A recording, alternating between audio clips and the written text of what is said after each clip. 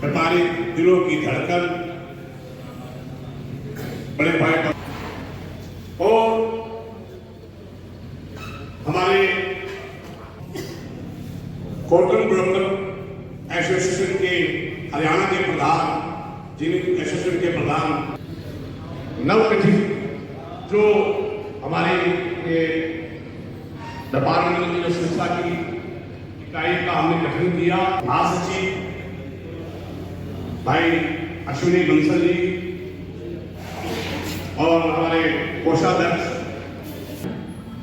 और सरदार कमलजीत सिंह जी, सभी के प्रधान और नवगठित जो हमने, मैं उन सबसे आज ये शपथ लेते हैं कि व्यापारी एकता को बनाए रखने के लिए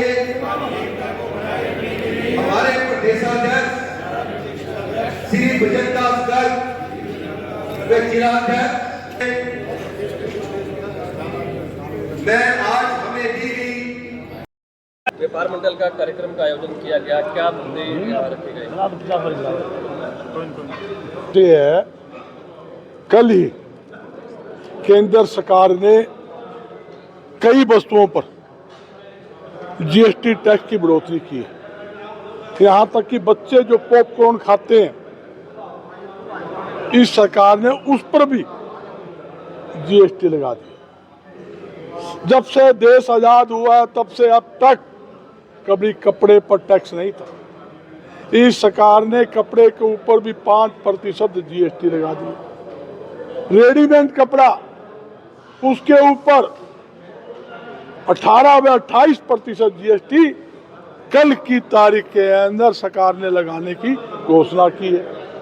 यहाँ तक कि जूते, घड़ी जिस पे टैक्स 12% है, सरकार उसके ऊपर भी 28% जीएसटी लगाने जा रही है। इस सरकार ने 1 जुलाई 2017 के अंदर नए प्रकार के जीएसटी लगाकर आम उपयोग में आने वाली खाद्य वस्तुओं पर 18 व 28% जीएसटी लगाकर देश में महंगाई बढ़ाने का काम किया और सरकार लगातार टैक्स बढ़ाने की बात कर रही है। जबकि प्रधानमंत्री जी ने, वित्त मंत्री जी कई बार कहा हम जीएसटी में सरलीकरण करने जा रहे हैं, टैक्सों में सरलीकरण करेंगे।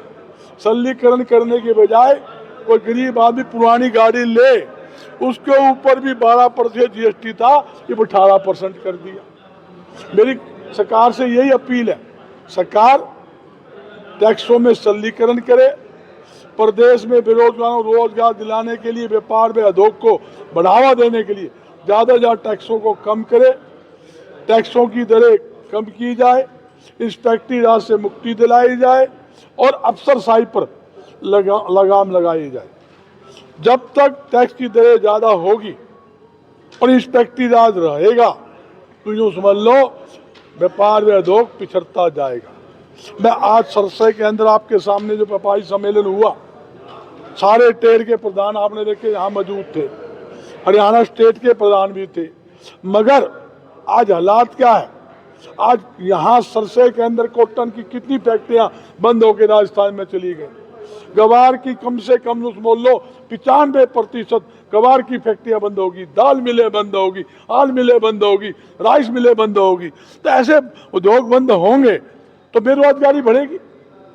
बेरोजगार रोजगार देने के लिए सरकार से मेरी अपील है, टैक्सों को कम करे और ज़्यादा सुविधा व्यापारी व उद्योगपति को दे, ताकि हम लाखों लोगों को रोजगार दे सके। मैं दावे के साथ कहता हूँ, सरकार हमारी बात सुनेगी तो देश और प्रदेश के अंदर एक भी व्यक्ति बेरोजगार नहीं रहने देंगे।